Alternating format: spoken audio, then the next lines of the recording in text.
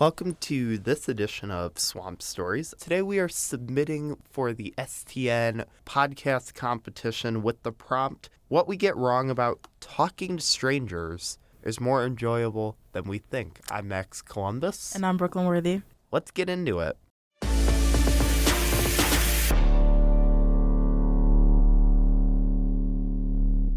What are your thoughts on talking to strangers? Do you find it more enjoyable than talking to some of your friends? I guess I find it more enjoyable because I get to know the person because I already know my friends. So getting to know someone I don't know is kind of more interesting, in my opinion. Well, I mean, I feel that too because it's like we're all strangers, but that's how you make friends, talking to strangers. So True.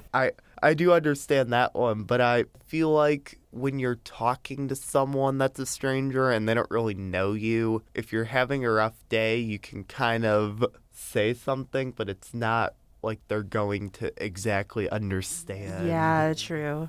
It's definitely like, oh, you could be having one of the worst days and wanting support from a friend, but when you're just talking, they're kind of like, yeah, I get that, but they don't actually Understand what you're talking about. Like, what do you think's another benefit of talking to strangers and enjoying it?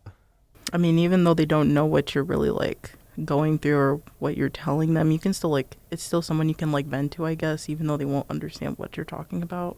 Do you feel good talking to them? Just, hey, they're there to listen, but do you truly think they understand, or are they just trying to be the best person they can be that's there to support? I guess a bit of both, even though they're just trying to be there, because they're kind of like, if your friend's not there and they're the only person there, it's kind of like they're just going to say what they can say, even though they won't understand fully. Try to understand or just say whatever they can say. They'll relate to what you're talking about. Do you feel the meaning in their intent? Their intent can be good, but do you feel them trying to support you has the same meaning as a friend trying to support you, or do you believe that that's how a friendship starts? I feel like that's how a friendship should start, because then you talk to them more, and then you start becoming I guess you get a bond with them, and you start becoming friends with them, and you get closer and closer with them. See, and I agree with you, but I also don't believe, you should be making a friend just based on problems and venting. I guess you're right about that now that I think about it. I'm not saying that it doesn't develop a friendship, but I don't believe that talking about a problem is how a friendship should really start. It should be more of, hey, there's a mutual agreement, and then, hey, I'm struggling. Because friends are supposed to support each other, but you don't often want to start necessarily with bringing up a problem that might... Just bring up your problems. Problems to someone you don't know. That might be kind of... weird. Not weird. But it just might put a strain, or how someone looks at it. It just might be a little different. Yeah. I mean, it happens. It's not the greatest thing, but it's a thing. What do you feel another benefit, though, of talking to a stranger is? No, I feel like there's not much benefits to it. I don't know if there's much other benefits to talking to someone you barely even know. Because I'm shy around new people I don't know. So I feel like a stranger. Well, how do you end up making friends? How does it kind of...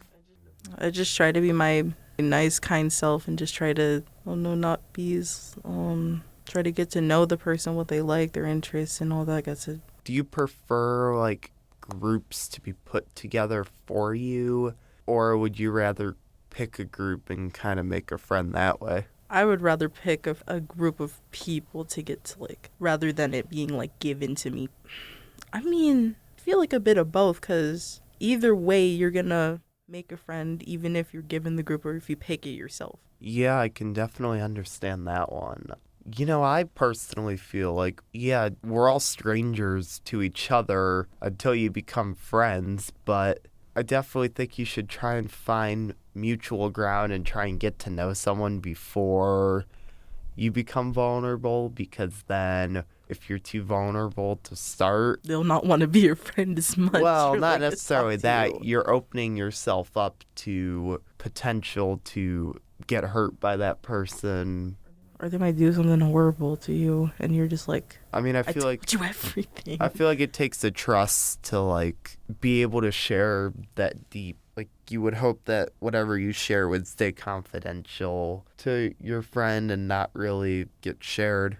With someone you don't know, because what if they start, like, if you tell them everything, what if they're like the type of person they'll just spread it around and be like, oh, this person told me this and that, and then it'll just make you like look bad, or they're gonna try to do just something horrible. We don't know the kind of person that the stranger is, so they might do something horrible with that like information you're telling them and venting to them about. Yeah, that is definitely what I mean more of when I say that you don't want to.